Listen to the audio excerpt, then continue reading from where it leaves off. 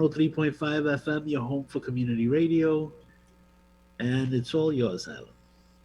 All right. Are you there, Kellyanne? She's making her way in now, so I'll stick with you until she gets in. There's Kellyanne. It's And there amazing how she many old goes. friends show up on the Radiothon, Zoomathon. Hi, Can you guys hear me? we can. Awesome. How are you, Well, Alan? It's nice to see you. nice to see you. We see each other often in connection with New Reach opening up new residents or starting a new program or responding to I don't know what is it you helped end family homelessness or helped try to do that, or I remember covering some stories about that. So tell us briefly about New Reach for people who might not know about it. Sure, happy to tell you. So New Reach is an organization that is working to try to end homelessness. And the way we define that is by making it rare, brief, and one time. And in those three areas, New Reach has programs that have a significant impact on the community. So obviously most folks know us for our shelters, our Life Haven and our Martha's Place shelter for families and women and children. And some folks know that we are also a housing developer and provide supportive and affordable housing. But many folks don't know that we actually work in homeless prevention as well. And I can tell you, I'd love to tell you a little bit about that because, you know, when folks don't have stable housing for families, it can really erode that sense of community, safety, and belonging if you don't have a place to live. And if we can help keep people and families in their housing, especially those who have, you know, characteristics that might predict that they will end up in the shelter if they lose their housing, then it's just a win-win. It's not only a win for the family, but it's a win for the community because, you know, folks who are unstably housed and end up in the homeless system, you know, tend to use emergency services at higher rates. It certainly contributes to food insecurity and poor educational outcomes for the children. So I always like to, when I'm describing who New Reach is and what we do, we not only provide those crisis services and shelter as well as housing, but we do a significant amount of work preventing homelessness as well. And the funding you're trying to raise and augment through the Great Give, would that be focused on this new initiative, the interventions to stop homelessness from happening, or is it for general operating services? You know, we use the funding to fill in the gaps for all of our programs. Right. So, you know, New Reach is very heavily funded by the public sector, and but not fully funded. We're probably funded about 58 cents on the dollar. And so all of the private donations that come in that are not specifically designated for one program, they go to help all of our programs. So we fill in the gaps where we need to. This is a really important event for us, the Great Give. Our goal is $50,000. Our goal for the year is over $1 million to raise to fill in those gaps. And so when I say gaps, it's gaps in the program funding, not in the general operating always. It can be also in the actual program funding. So this $50,000 might go to shore up a gap in our rapid rehousing program, or perhaps our youth program, or perhaps our prevention program. So is the rapid, by the way, you were on the leaderboard, I think, if I'm not mistaken. I just looked and I think we were 12th. So you were 12 out of, well, congratulations. Thank on you. thegreatgive.org. Well, people can go and see New Reach up there at number 12 by going to thegreatgive.org, brought to you on WNHH 103.5 community radio. So Kellyanne, I was just looking at the site, and the first thing that comes up after your mission is mentioned is eviction prevention, and that's precisely what you were talking about, right? Eviction. That's our homeless prevention. So let me paint a picture for you, right? Imagine a little girl, second grade, coming home from school, really excited to tell her mom, you know, about her day, and she met a new friend. And she walks through the door, and mom has been crying again. And mom is on the phone begging for another week to pay the rent. And the little girl thinks to herself, this isn't a good time to talk to mom, and then she goes to the refrigerator and there's no food in there. And then she goes to her room and the lights go out and she hears her mom crying and saying, I can't handle this. So we all may feel for that little girl, but imagine you are the mother and you are having the weight of the world on your shoulders and trying to keep your housing, keep your family together, keep your job, and needing some support and not knowing where to turn.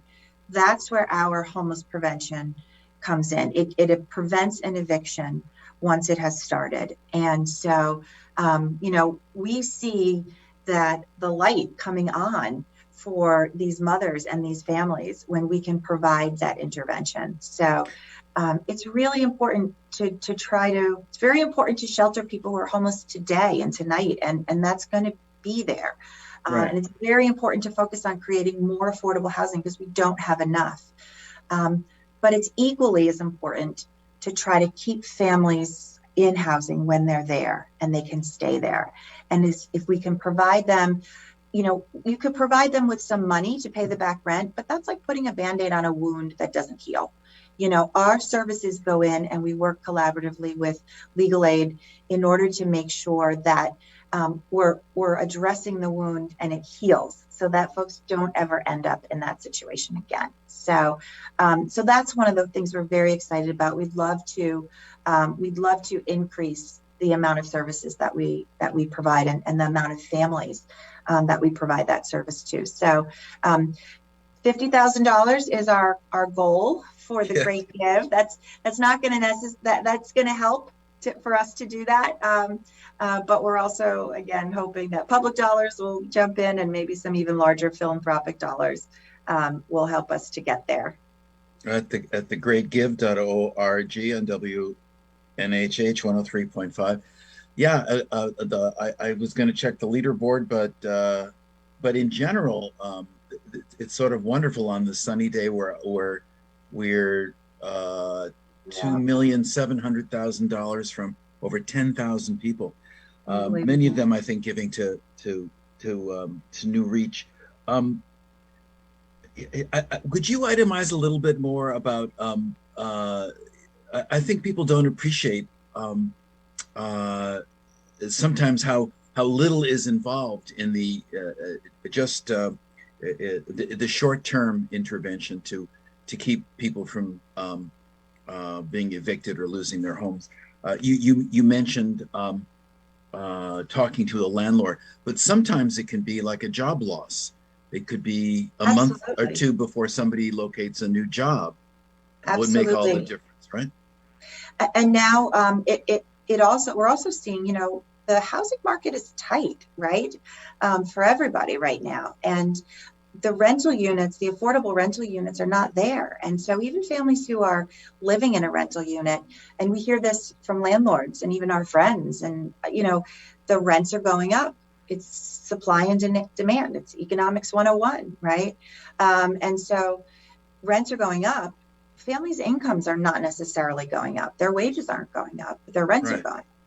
The cost, inflation is 6 or 7% now. So the cost of gas is going up. The cost of food is going up. The cost of electric is going up. So costs are going up. Wages are not going up. So folks who maybe were just living right on that edge before are now finding themselves in a very precarious situation. Listen, we know from surveys of families that safe, stable, affordable housing, shows fewer health problems, improve school performance, less psychological stress, and we know that right now everyone's under a lot of psychological stress hopefully coming out of a pandemic. But then imagine again that burden that I explained earlier on a single mom or even a couple or an individual or a young adult, that burden of increased rent, increased expenses, your income's not going up. All it takes is maybe one, car to break down, or maybe you get COVID and you can't go into work, or you lose your job, or maybe your child gets sick and you can't go into work because your child needs to quarantine for 2 weeks. And so, these are all things that people who are living right financially on the edge, they are at risk of. And this not only creates, concerns and issues for them and the family, but for the children going to school. But as I said, that has a ripple effect on our entire community. When our neighbors are suffering with those stressors, it has a ripple effect. Now, our programs come in and break down each of those issues and each of those kind of problems, and we work with the landlords, we work with lawyers to say, okay, how can we avoid this eviction? But also we work with families to say, how can we solve some of these problems that may have led up to the eviction? And can we problem solve these? Can we negotiate, mediate, find other resources, things like that? It just helps people feel more in control of their lives as well, at a time when things feel so out of control for them. I remember, I think interviewing you was it at some affordable housing that you were that New Reach developed in Hamden? Do I have that right? Yes, our Geller Commons, named after That's Barbara right. Geller. Mm-hmm. That's right. Yeah, it's been. And there was a family, a woman who, there was a medical emergency, and that's what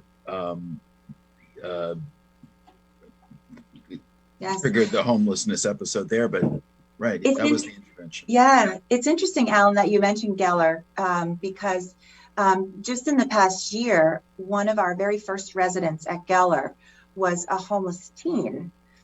Because we do have teens who live in that building that were homeless. And so one of our very first residents, you could was wait Aisha because Bello. the guest isn't in the waiting room yet.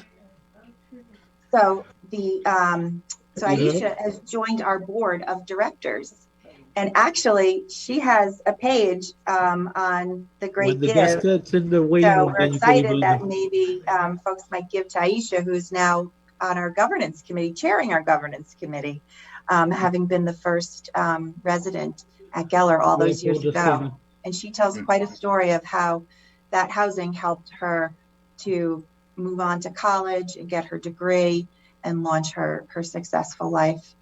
Yeah, no, it is wonderful when you know these individual stories, you realize that there is a lot of hope operating here. Sometimes when we think of homelessness as a general issue plaguing society, it feels depressing, and it, I mean, obviously it is, but it's not a permanent condition without many success stories. I'm supposed to ask you here on the Great Give on WNHH 103.5, where you could go to the Great Give and support New Reach. I'm supposed to ask you for your a poem or a song, or maybe just tell us another brief story of hope. But you're supposed to deliver some talent. Okay, well, I know I did a poem last time, but I'm gonna do another story for you, Alan. Okay. You don't want to hear me sing. All right. So I do have a direct quote. We had a Yale intern who came and interviewed some of our participants in our programs and asked them for their feedback around the work that we're doing, in hopes that we can continue to do better for our folks. And so I do have a direct quote from a woman who I'll call Tanya, and she was part of our homeless prevention program. So Tanya says, I needed help. My apartment was falling apart. I was behind in my rent. I needed help. I didn't know which way to go or how to get information. I needed help. I was dealing with all of that. Plus, I had just lost my mom. My 19-year-old daughter was suffering. They listened to me. They helped with my grief and depression. They helped to organize the paperwork, connect me with a landlord, connect me with an attorney, connect me with supports for myself and my daughter. I felt back in control of my life. I felt that someone was advocating for me. I felt that there was light at the end of the tunnel.